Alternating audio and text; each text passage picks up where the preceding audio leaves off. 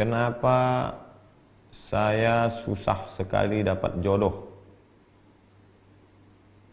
Jodoh itu bagian dari rezeki. Oleh sebab itu, wa fis sama'i rizqukum wa ma tu'adun. Rezeki kamu dijanjikan Allah Subhanahu wa taala. Suatu ketika Nabi lewat di depan Bismillahirrahmanirrahim.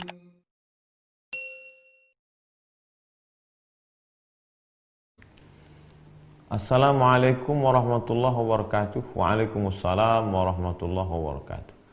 Bagaimana cara menjelaskan kepada orang tua yang baik agar selalu tidak merasa bangga karena sudah haji, tidak pamer dan tidak merasa baik, dan menjadi wanita salihah itu seperti apa?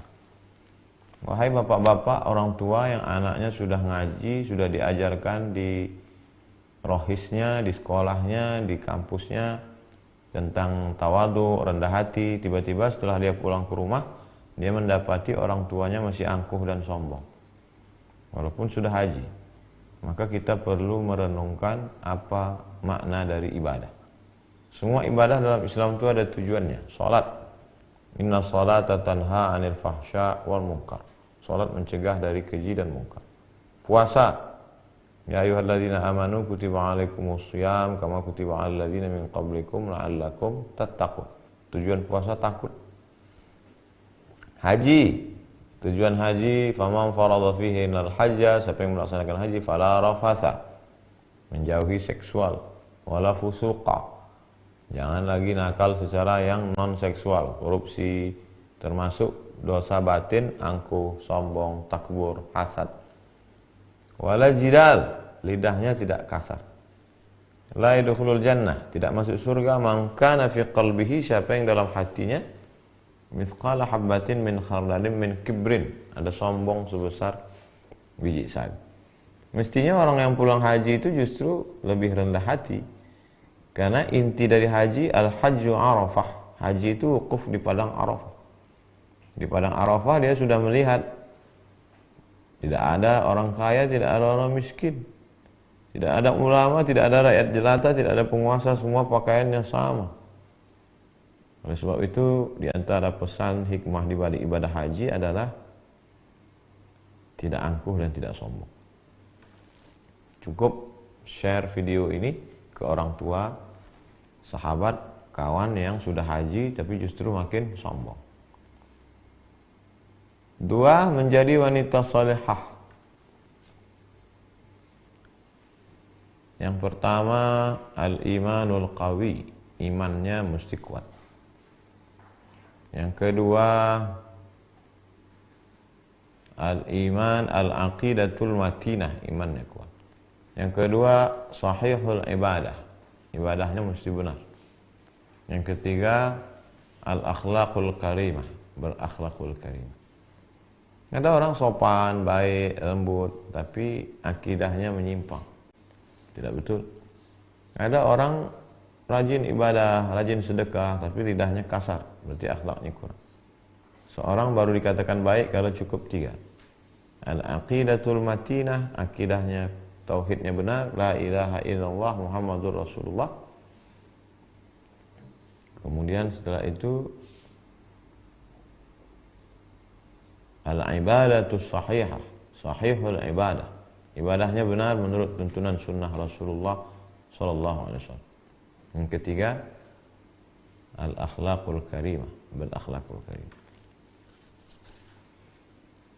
Berdosakah seorang ibu jika saat anak membangun rumah tapi uangnya dikorupsi oleh ibunya? Datang seorang melaporkan ayahnya kepada Nabi SAW. Ya Rasulullah, ayah saya mengambil harta saya. Kata Nabi, anta wa maluka li abik, engkau dan hartamu milik bapak.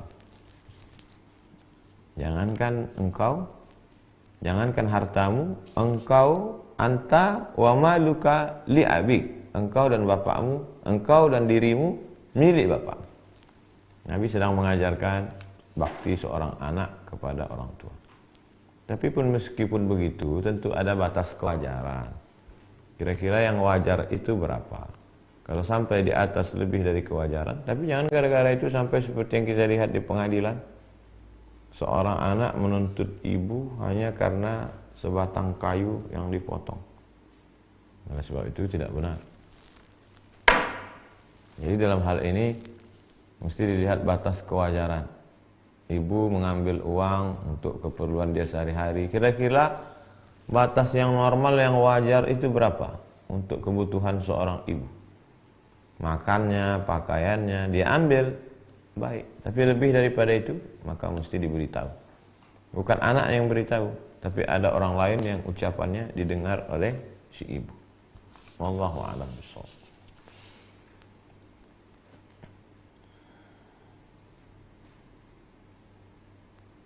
Kenapa saya susah sekali dapat jodoh? Jodoh itu bagian dari rezeki.